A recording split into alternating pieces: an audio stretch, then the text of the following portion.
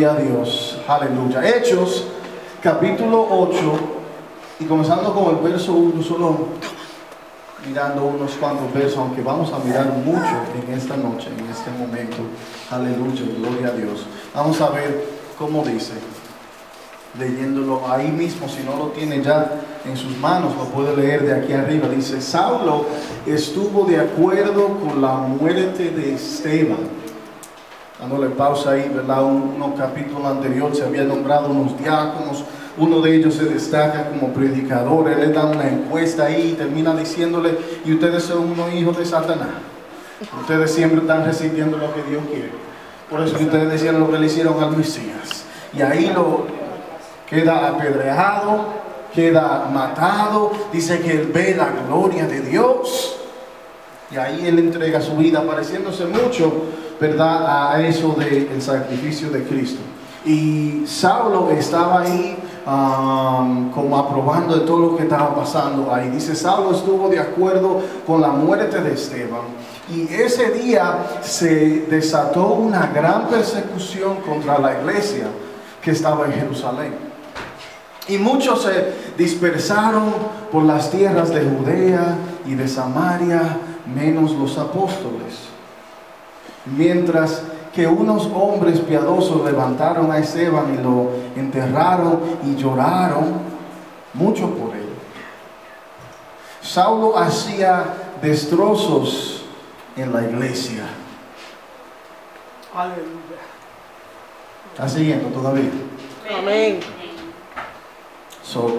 Tiene que imaginarse la escena, hermano. Tiene que imaginarse la sociedad en este momento, en este tiempo. Hay una persecución grande en la iglesia que ha estado tirando a todo el mundo por todos los sitios, pero los apóstoles permanecen en Jerusalén. ¿Ven? Pero todavía está, ¿verdad?, ahí esa persecución. Están en luto por Esteban. Sin embargo, en medio de este luto dice que Saulo está destrozando a lo que es la iglesia. Amén. ¿Quién es Saulo? Saulo es un erudito en lo que es el Viejo Testamento. Él es un académico acerca de lo que nosotros llamamos el Viejo Testamento. Y él ha cogido el Viejo Testamento tan en serio que él está persiguiendo a aquellos que se llaman ser parte de la iglesia. Amén. Dice que estaba destrozando. Entraba a las casas y arrastraba a hombres y mujeres y los llevaba a la cárcel. Santo. Gloria a Dios. Aún más se nos dice, ¿verdad?, de que él busca cartas, él busca permiso para seguir haciendo lo que él está haciendo, persiguiendo, matando, arrastrando, torturando a cristianos. Para parar este movimiento, porque este mover de cristianos surge del judaísmo. Y él, como erudito judío, dice: esto es una blasfemia y yo tengo que cancelarlo ahora mismo. Amén. ¿Están conmigo todavía? Amén. Gloria a Jesús. Gloria a Dios. Amén. La pregunta es: ¿quién copiaba a Saulo? Vamos a llamarlo Saulo por ahora, ¿verdad? El pasaje se refirió a él como Saulo. Eventualmente él es conocido como Pablo, pero inicialmente lo llamaban Saulo. Amén. El rabino Saulo. ¿Y quién copiaba a Saulo? Si él estaba siguiendo el ejemplo de lo que él veía en las escrituras, ¿quién era que él estaba copiando? Bueno, vamos a ver. Primero, Finés. No sé si se recuerdan de este individuo. Finés era el nieto de Aarón. Aarón, siendo el hermano de Moisés, el primer sumo sacerdote.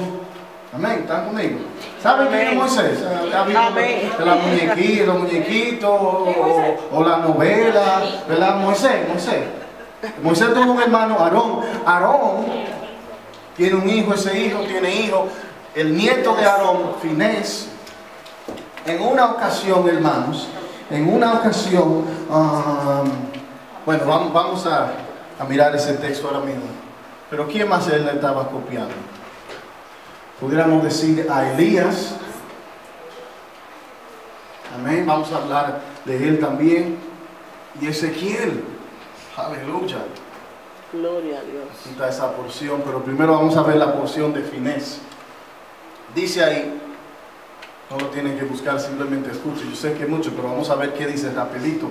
Dice, mientras Israel estuvo viviendo en Sitín, el pueblo empezó a prostituirse con las mujeres de Moab, las cuales invitaban al pueblo a participar en los sacrificios de sus dioses.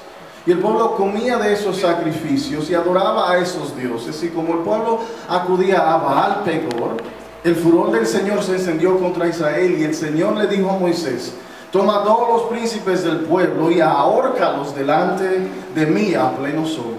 Solo así mi ira se apartará de Israel. Moisés dijo entonces a los jueces de Israel, mate cada uno de ustedes a los suyos que haya acudido a Baal Pegor.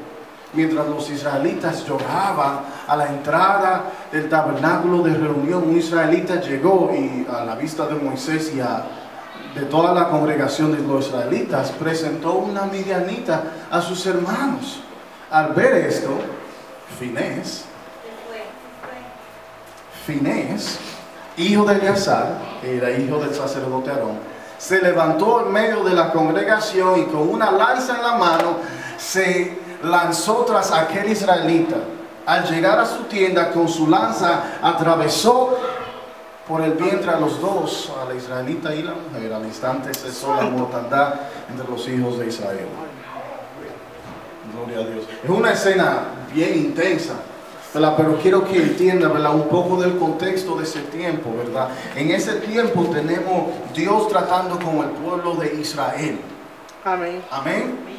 Y lo que vemos es que el mundo está en un estado caído, un estado en el cual está en imperfección. So, Dios, siendo un Dios perfecto que tiene que juzgar lo malo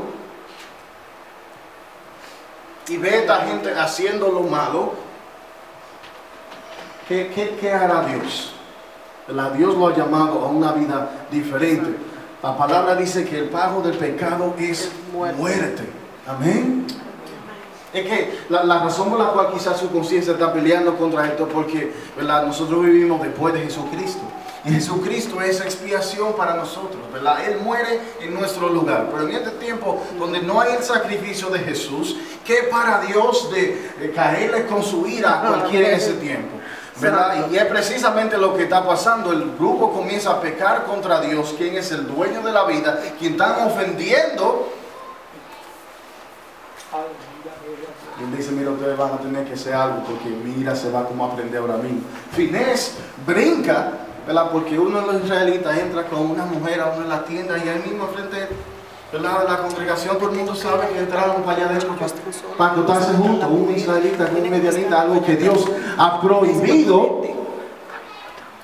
Y Finés, acabando de escuchar lo que Dios dice, agarra una lanza y hace, se lo mete por los ojos. Está diciendo, aquí no va a haber pecado contra Dios. No hoy, no ahora, no. Amén. Finés era intenso, ¿verdad que sí?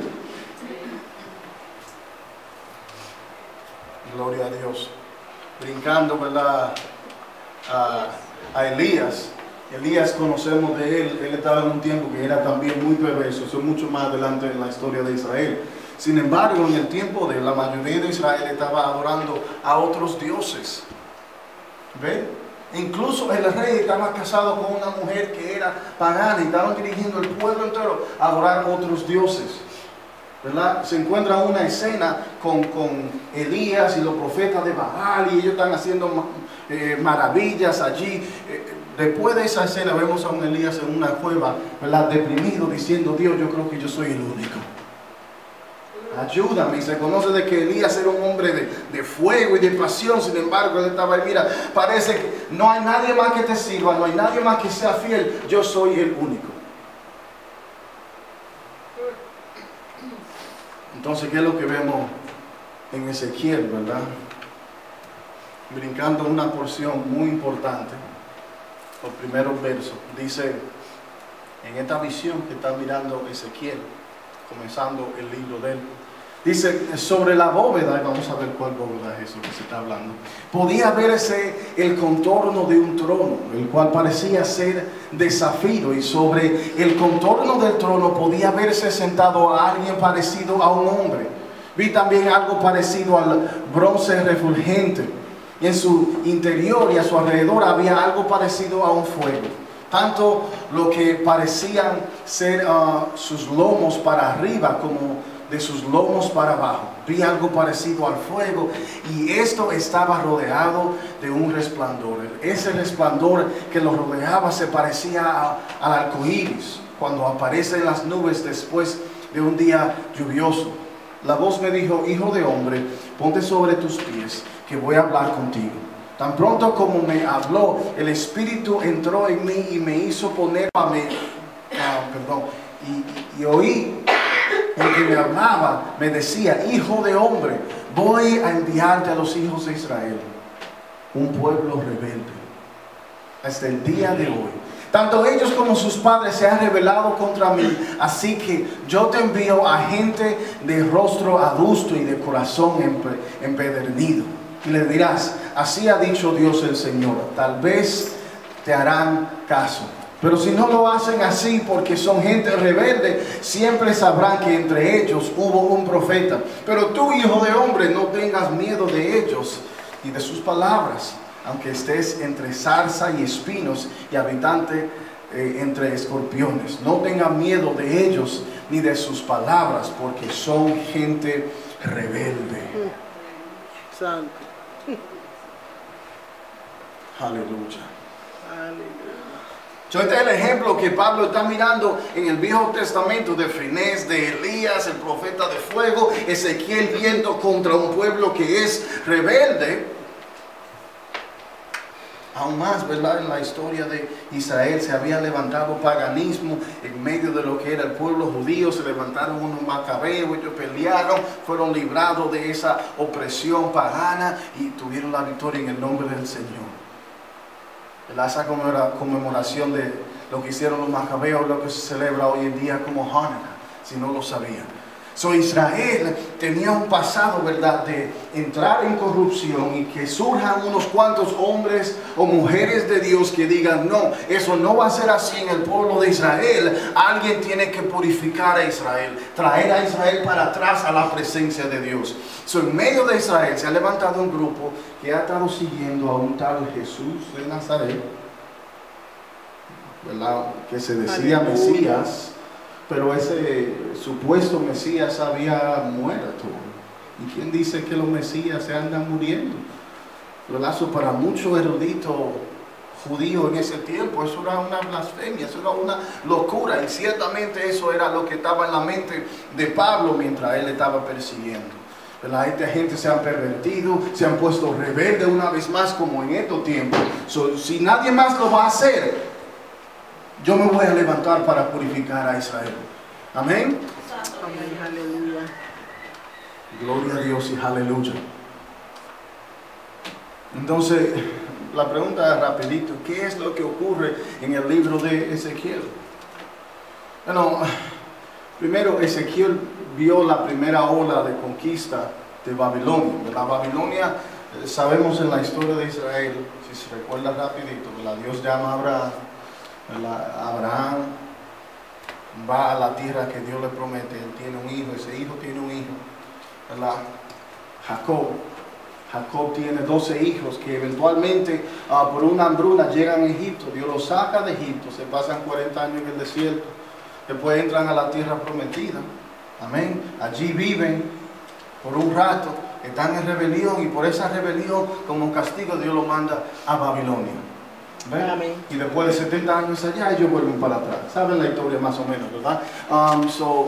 Cuando Babilonia conquistó a Israel, vino en varias olas. En la primera ola, Ezequiel vio eso. No tan solo lo vio, él fue llevado como esclavo de las cadenas a Babilonia. Amén. ¿Están conmigo todavía? Amén. Cuando Ezequiel comienza, el libro abre en el cumpleaños 30, decir 30, de Ezequiel. Cuando él está cumpliendo 30 años, era cuando él hubiera sido ordenado como sacerdote. 30 era la edad cuando se ordenaba los sacerdotes en el Viejo Testamento para la religión judía. A lo contrario, él está al lado de un río en Babilonia. ¿Verdad? Se supone que esté en la ciudad santa, en Jerusalén, siendo ordenado como un sacerdote. Y en vez de estar en la ciudad santa, ¿verdad? En el templo, siendo ordenado, él está en un pueblo pagano, en una ciudad muy pagana, ahí sentado al lado de un río, no siendo ordenado. Amén. Y de repente, él ve el trono de Dios. Aleluya, gloria a Dios. Aleluya. Escuche cómo dice. Gloria a Dios, perdón, yo pensaba que lo tenía aquí mismo. Escuche cómo dice.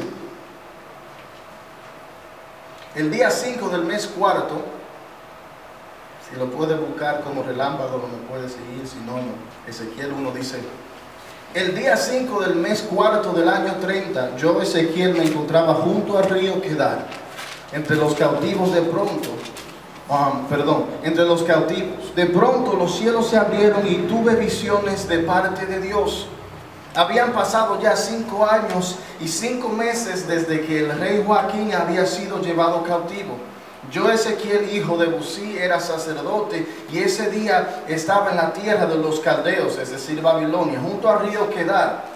Y la palabra del Señor vino a mí, y sobre mí se posó su mano. Me fijé y vi que del norte venía un viento tempestuoso junto a una nube impresionante, envuelta en fuego y rodeada de un gran esplendor. Y en medio del fuego había algo semejante a bronce refulgente. Y en medio de la nube se veía la figura de 4 seres vivientes, todos ellos con apariencia humana. Cada uno de ellos tenía 4 rostros y 4 alas. Sus pies eran rectos, pero las plantas de sus pies se parecían a las pezuñas de los becerros y centellaban como bronce bruñido. Tenían rostros y alas por los 4 costados, y por debajo de sus alas tenían manos humanas. Eso está bien raro, ¿verdad que sí? Imagínate, tú estás ahí deprimido al lado del río y de repente tú miras. Con las alas se tocaban entre sí, aunque al avanzar no se miraban el uno al otro, sino que cada uno cambiaba hacia adelante. Visto de frente, su rostro era de aspecto humano, pero del lado derecho los 4 tenían cara de león, del lado izquierdo tenían cara de toro y por nuca tenían cara de águila. Así eran sus rostros. Por encima de ellos tenían extendidas 2 de sus alas, con las cuales se tocaban, y con las otras 2 se cubrían el cuerpo. Todos ellos caminaban de frente, siguiendo la dirección del Espíritu, y ninguno de ellos volvía la vista atrás. El aspecto de estos seres vivientes era como el de brasas ardientes o teas encendidas que se movían entre ellos. El fuego era refulgente y despedía relámpagos, y con la rapidez de relámpagos los seres vivientes corrían de un lado a otro. Mientras observaba yo estos seres vivientes, vi que junto a ellos y en cada uno de los 4 costados había una rueda en el suelo. El aspecto y la hechura de cada rueda era semejante al color de crisólito. Todas ellas tenían la misma forma y parecían estar la una dentro de la otra. Al avanzar podían hacerlo en cualquier dirección sin tener que marchar atrás. Sus aros eran bastante altos y las 4 ruedas lanzaban destellos en su derredor. ¿Están conmigo todavía? Amén. Si los seres vivientes avanzaban, las ruedas avanzaban con ellos. Si los seres vivientes se elevaban, también se elevaban las ruedas. Siempre se movían o elevaban siguiendo la dirección del Espíritu. Si el Espíritu se movía, las ruedas también se movían, porque en ella estaba el Espíritu de los seres vivientes. Si ellos avanzaban, también ellas avanzaban. Si se detenían, también ellas se detenían. Si se elevaban del suelo, también ellas se elevaban, porque el espíritu de los seres vivientes estaba en ellas. Por encima de los seres vivientes podía verse una bóveda, es decir, una plataforma. Amén. Semejante al cristal, más hermoso, el cual se extendía por encima de ellos. Debajo de la bóveda sus alas se extendían hasta tocarse la una con la otra, y con dos de sus alas uno de ellos se cubría el cuerpo. Cuando caminaban, oía yo que sus alas sonaban como un conjunto de muchas aguas, como la voz del Omnipotente, como el estruendo de una muchedumbre, o como la arraca de un ejército. Cuando se detenían, bajaban las alas. De modo que al detenerse y bajar las alas, podían oírse una voz por encima de la bóveda de la plataforma que estaba sobre ellos. Sobre la bóveda de la plataforma podía verse el contorno de un trono, el cual parecía de ser de zafiro. El trono era de zafiro. Y sobre el contorno del trono podía verse sentado a alguien parecido a un hombre. El libro abre y tenemos a este Ezequiel que se había ido con la primera ola de los prisioneros a Babilonia. Él está en su cumpleaños, ahí sentado triste al lado de ese río, pensando, oh, se supone que me estuvieran ordenando ahora mismo como sacerdote, y en vez yo estoy en este sitio tan diabólico. Y de repente mira para arriba y ve esto. Gloria a Dios.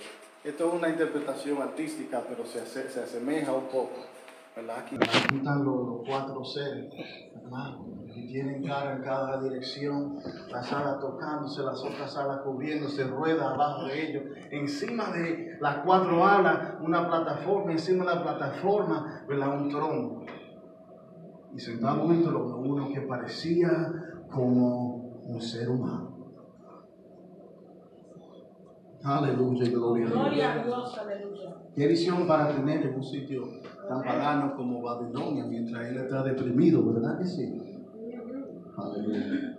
Ahora, esto era una visión muy especial, muy particular para Ezequiel, tanto así que después del tiempo de Ezequiel, después de los eventos del libro de Ezequiel, se comenzó una tradición, hermano, de tratar de copiar, de emular, de tener una misma visión parecida como la visión de Ezequiel.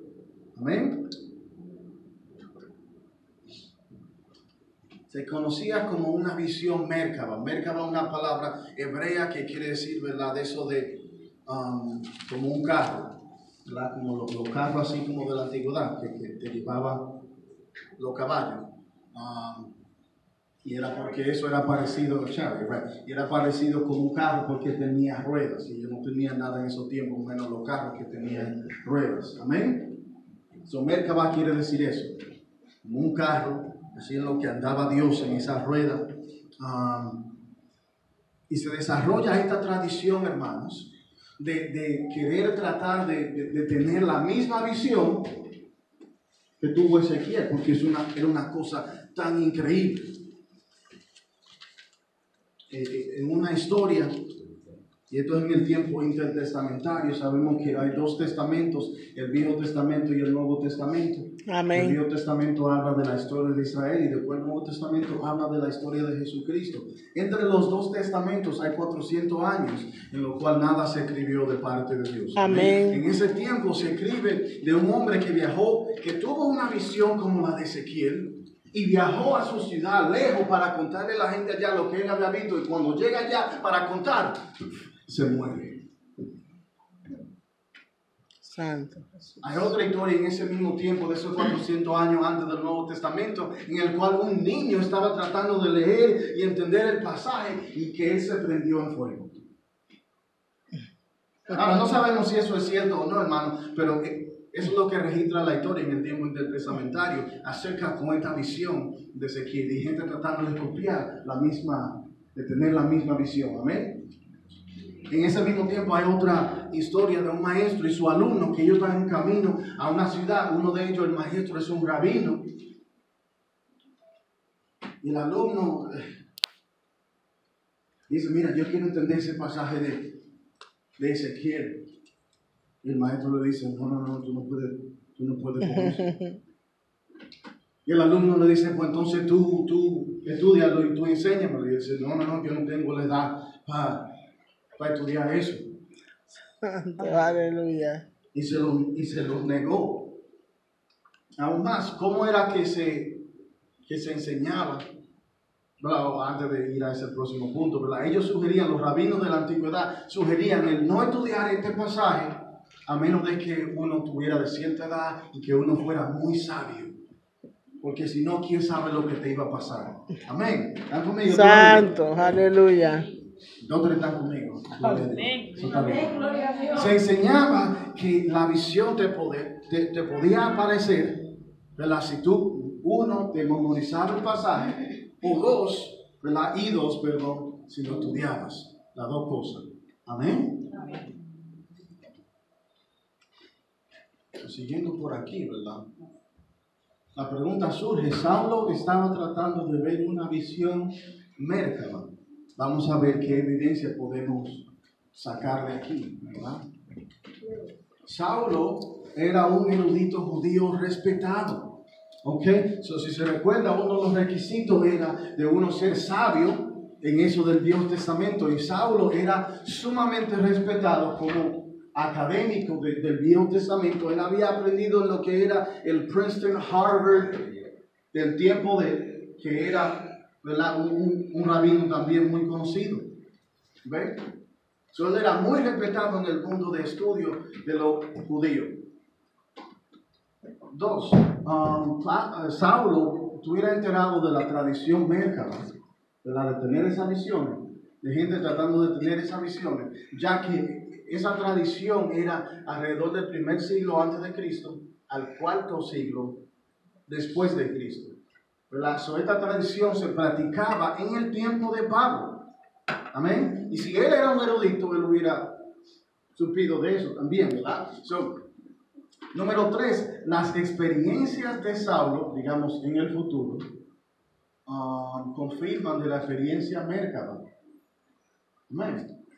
Dice en 2 Corintios capítulo 12, verso 1 al 4, Pablo explica, yo no sé si yo estaba en la carne, si yo estaba en el espíritu, yo lo que sé es que yo vi unas cuantas cosas. Mira, yo ni puedo hablar de esas cuantas cosas porque son demasiadas, pero yo vi unas cuantas cosas. Se me aparecieron, se me manifestaron unas cuantas cosas, yo fui a un sitio, mira, ni me pregunte que no puedo hablar de eso. Santo, aleluya. Gloria a Dios. No sé si te das cuenta que también eso de no querer compartir es también según la tradición esta de Merkabah, y el cual dice, mira, tú no puedes estudiar esto todavía. Santo Jesús. ¿Ven? Número 4, su lenguaje, el lenguaje de Saulo que usa Pablo en el Nuevo Testamento, es idéntico al mismo lenguaje que de la traducción, la tradición de Merkabah. Ellos usaban también eso de esplendor, la gloria, la presencia manifestada. Pablo usaba las mismas palabras que esta gente que practicaban, ¿verdad? Eso de Merkabah, que ellos usaban en sus escrituras. ¿Me siguen hasta ahora? Amén. Eso de tener una visión Merkabah se trataba de oración intensa. Fue el mismo Saulo que eventualmente dijo, orad sin cesar.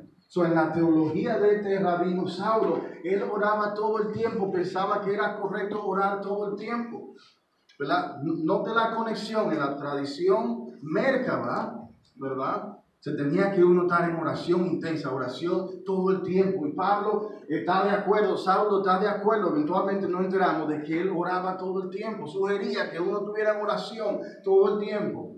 Amén. Amén, gloria a Jesús. La tradición esta de Merkabah se trataba de memorización, meditación profunda de la Biblia. Sabemos de que Saulo, el rabino Saulo, Pablo, el apóstol, era un experto en el Viejo Testamento. Él lo citaba en sus cartas como solo un experto lo podía hacer. Amén. Y no tan solo eso, Pablo citaba a Ezequiel varias veces, Saulo lo tenía varias veces en el Nuevo Testamento. Hay algunos los sitios donde él cita en el Nuevo Testamento del libro de Ezequiel. El libro de Ezequiel, hermano, estaba en la mente de Saulo, en la mente de Pablo, memorizado, ¿lo entienden? ¿Están conmigo? Aleluya. En Amén. la mente de Saulo, él tiene el libro de Ezequiel memorizado. Santo. Y una vez más, mirando a Ezequiel, esa porción que vimos ahí, el capítulo 1, comenzando donde terminamos recientemente, 1:26 al 2:6. Gloria a Dios, dice, ahora volviendo a esto, ¿verdad? Dice, sobre la bóveda, sobre la plataforma, podía verse el contorno de un trono.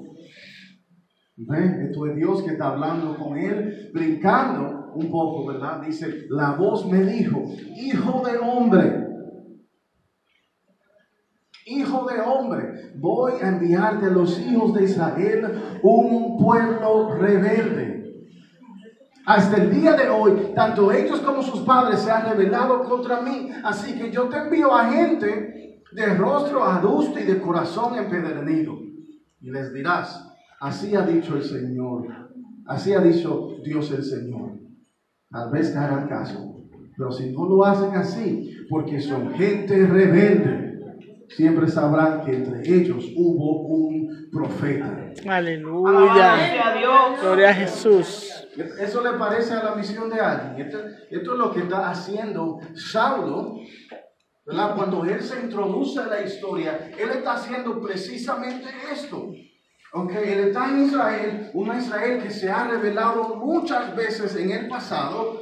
Amén. Y tenemos una línea de pensamiento en el Viejo Testamento de que los que son más hombres de Dios, ¿verdad?, se prenden en pasión para parar cualquier rebeldía que hay en el pueblo de Dios. Como Finés, que hizo, le metió la lanza ahí por esos dos que se estaban acotando. Como Elías, que decía, mira, yo parezco como el único profeta que está. Toditos se han pervertido, yo soy el único. Y Ezequiel lo vemos que él es mandado a un pueblo rebelde, ¿verdad?, para decirle de la verdad de Dios. Aleluya. Eso mismo es precisamente lo que está haciendo Pablo, hermanos. Es precisamente lo que está haciendo Saulo. Saulo lo que está tratando de hacer, hermano, es purificar a Israel. Él está en el camino, dice Hechos 8, de que él está en camino a la ciudad de Damasco. ¿Están conmigo? Amén. Él está en camino a la ciudad de Damasco. ¿Ve? Y mientras está en camino, hermanos, él está en su mente pensando, yo estoy tratando de purificar, de salvar a Israel, sacando esta rebelión que hay aquí adentro.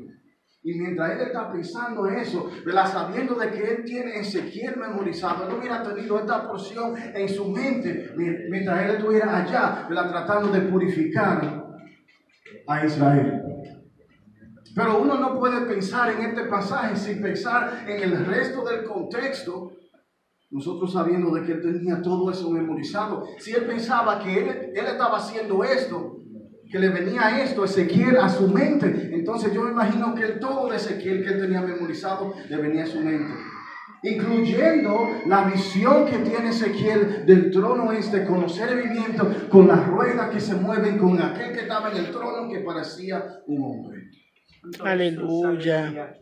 Se entiende, ¿verdad?, de que quizás, hermanos, ¿verdad?, de acuerdo a su vocabulario, de acuerdo a las visiones que él tiene en el futuro, de que él también, Pablo también era parte de esta tradición mércaba, el cual quería, anhelaba, era el sueño de esta gente ver una visión así como la de Ezequiel.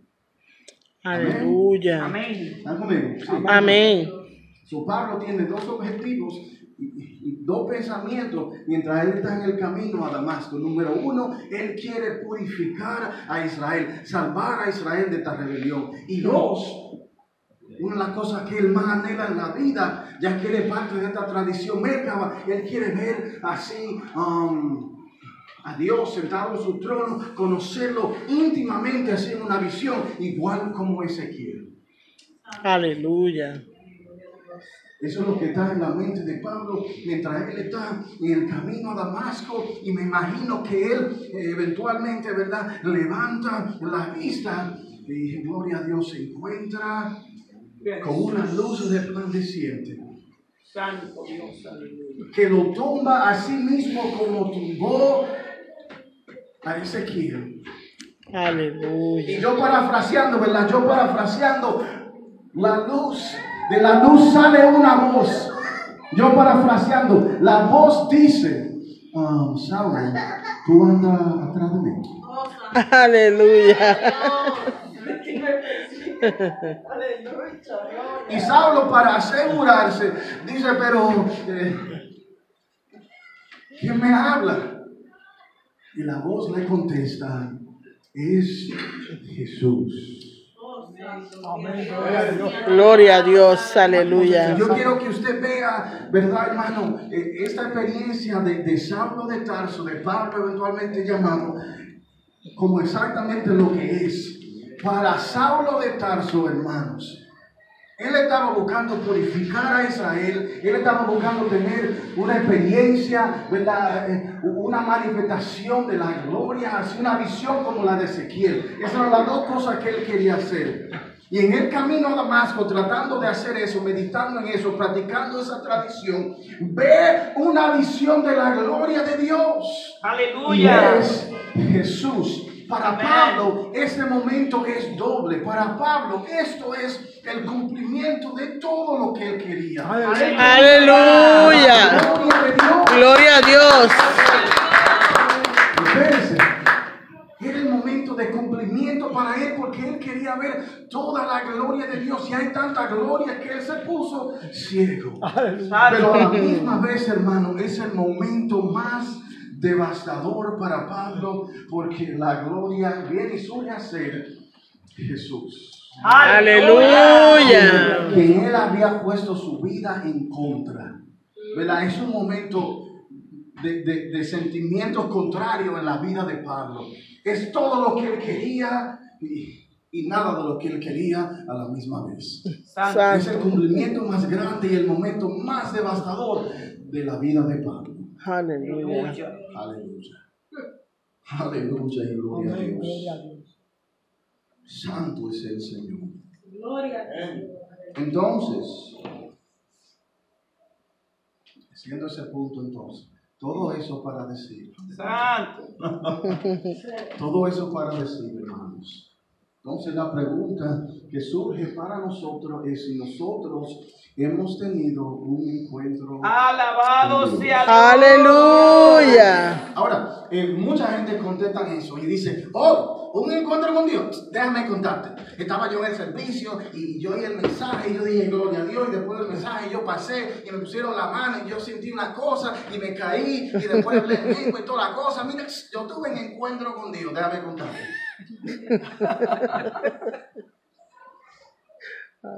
Pero la pregunta es si habrá un encuentro con Dios que sea un poco más profundo de esa experiencia externa que no es mala, que yo oro que le suceda a todos nosotros. Sin embargo, habrá un encuentro con Dios que sea aún más profundo que esa experiencia física Aleluya. que nosotros tenemos, hermanos. Y lo digo porque yo he conocido a mucha gente, yo he estado en estos caminos por un ratito ya, gloria a Dios, digamos alrededor de unos 20 años. Yo he visto gente estar en un servicio y recibir de Dios y ser tocado por Dios, ¿verdad? Hablar en lenguas o caerse en la presencia de Dios. O recibir un milagro, o sentir escalofrío, un sinnúmero de experiencias, ¿verdad? Que la gente le puede decir de éxtasis en el Señor. Sin embargo, he conocido gente que tienen experiencia así en éxtasis con el Señor y después del servicio nos fuimos a pecar. Santo. Santo Jesús. Santo. Después del servicio en la semana nos fuimos a pecar. Nos fuimos a no hacer la voluntad de Dios. O digamos no inmediatamente así, pero gente que tuviste, pero wow, Dios como que lo cogió y lo tiró y lo cogió y lo tiró, eso fue increíble. Y sin embargo, ve y búscalo 2 o 3 años después. ¿Cómo tú estás en la iglesia? No, yo no le sirvo al Señor. ¿Cómo? ¿Y tú no tuviste ese encuentro? La pregunta es si hay un encuentro que es aún más profundo que esos encuentros que son buenos, pero que solo son a lo superficial. Es decir, hermano, cuando le digo si hemos tenido un encuentro con Dios, es si Jesús. Es decir, dejar a Jesús que se encuentre, hermano. No se me pierda todavía, escuchen. Es decir, dejar que Jesús se encuentre con lo que más anhelas o deseas en tu vida? Gloria a Dios. El anhelo Santo más grande Jesús. para Pablo, el deseo más grande para Pablo era salvar a Israel. El anhelo más grande para Pablo es tener una visión como la de Ezequiel en su vida. ¿Ve? So, la pregunta es, ¿qué es lo que más usted anhela o desea en su vida? ¿El dinero? ¿O una relación romántica? Mira, todo tuviera bien si yo tuviera una esposa, si yo tuviera un esposo. O quizá lo que más usted desea y anhela en su vida, hasta ya lo tiene, quizá un hijo, quizá una carrera. ¿Qué es esa cosa, hermano, en tu corazón que tú más anhelas, que tú más deseas? Escúcheme bien. Y la pregunta es, si hemos dejado que Jesús se encuentre con esa parte de nuestra vida, hermano. Porque sabe lo que va a ocurrir en ese momento, hermano. Va a ser un momento, si usted de verdad deja que Jesús se encuentre con esa cosa que usted más anhela, más desea, más ama, va a ser un momento de cumplimiento y el momento Amén. más Gloria a devastador Dios. que has tenido en tu vida. Aleluya. Porque en ese momento te vas a enterar de que ese anhelo realmente era de Él mismo, era de Dios, era de Jesús. Tú no buscabas dinero, tú buscabas la riqueza de Dios. Tú no buscabas un marido, una esposa, tú buscabas una relación de amor con Dios, ¿verdad? Tú no buscabas casa, tú buscabas estar en la presencia de Dios. Eso Aleluya. es lo que verdaderamente necesitas. Amén. Gloria a Dios. Cuando Dios se encuentra con esa parte que tú más valoras, Él te va a dejar entender que era Él que tú lo estabas buscando. Aleluya. En lo que tú estabas basando tu vida, eso no era, que era Él que tú estabas buscando. Gloria a Dios. Aleluya. Eso que haremos, hermano, para concluir, hermano, en este momento, en otro momento, haga una oración. Haga una oración en la cual usted le diga a Dios, Dios, revélame. Vamos a comenzar con esto. Dígale a Dios, Dios, revélame lo que yo más valoro. Porque a veces, hermanos, son cosas que ni sabemos. A veces sabemos, a veces no sabemos. ¿Verdad? Quizás es esa carrera, o ese hijo, o ese dinero, o ese cónyuge. Hermanos, esto es devastador, porque a veces pensábamos que la vida se trataba de eso. Pero la vida no se trata de eso. Lo que tú buscabas actualmente era Jesús. Dios, revélame lo que yo más valoro. Y después le doy otro punto bien práctico. Coja algo con que escribir. Coja un papel y escribe unas cuantas preguntas como estas. ¿En qué me paso el tiempo pensando? ¿En qué me paso el tiempo hablando? Escriba esta pregunta: ¿cuál es mi primera prioridad? Sea honesto, nadie lo está mirando. Usted está solo con el papel. Mientras que está haciendo esa oración, ¿verdad? De Dios, revélame lo que más valoro. Entonces haga otra oración en la cual le dice: Dios, cumple ese anhelo en mí. Que tú seas ese amor que yo tanto anhelo. Alabado Que tú Dios. seas esa relación entre padre e hijo que yo tanto anhelo. Que tú seas la riqueza de mi vida.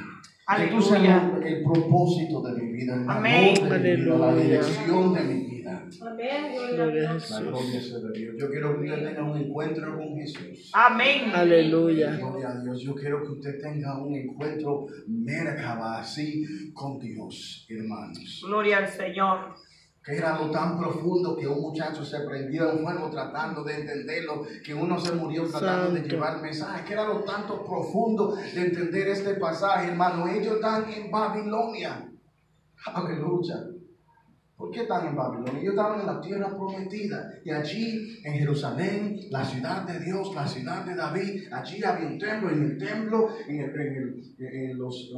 el lugar santísimo, allí llegaba la presencia de Dios. Allí se supone que moraba la presencia de Dios. Y ellos no están allí. Ellos están en Babilonia. En Babilonia él ve esto. Un trono, hermano, me encanta, con rueda. Gloria a Dios. El pueblo está en Babilonia, de castigo en Babilonia. Y ahí está Dios con ellos, hermano. Aleluya. La interpretación que prendió ese muchacho en fuego, mató al otro hombre, lo profundo de la experiencia Merkabah de Ezequiel es esto, hermano. Dios, si no lo sabía, el misterio de Jesús. Dios tiene un amor tan profundo para cada uno de nosotros. Amén. Que aún en tu rebeldía, aún en medio del castigo que tú te mereces, Él está ahí muy cerca. Aleluya. Amén. Él es un Dios que está ahí muy cerca de cada uno de nosotros. En medio de tu Babilonia, en medio de tu pecado, Dios está ahí muy cerquita. Amén. Gloria a Dios. Y esa presencia, Dios, esa presencia, hermanos, es posible que entre a nuestra vida por el sacrificio de Jesús. Yes, aleluya. El sumo sacerdote de nuestra confesión, Él se ha convertido también en el sacrificio, en el día de expiación para nosotros. Él paga el castigo de tu error y tú tienes la presencia de Dios disponible para ti. Aleluya. Ese era el misterio de Ezequiel. Amén. Okay. Usted tiene que tener un encuentro con Jesús para que usted se dé cuenta que Jesús era lo que usted estaba buscando. Así mismo, Gloria a Dios. como Pablo. Amén, amén, amén. Gloria a Dios. Aleluya. Vamos a ponernos de pies, hermanos. Gloria a Dios. Aleluya. Honramos al Señor.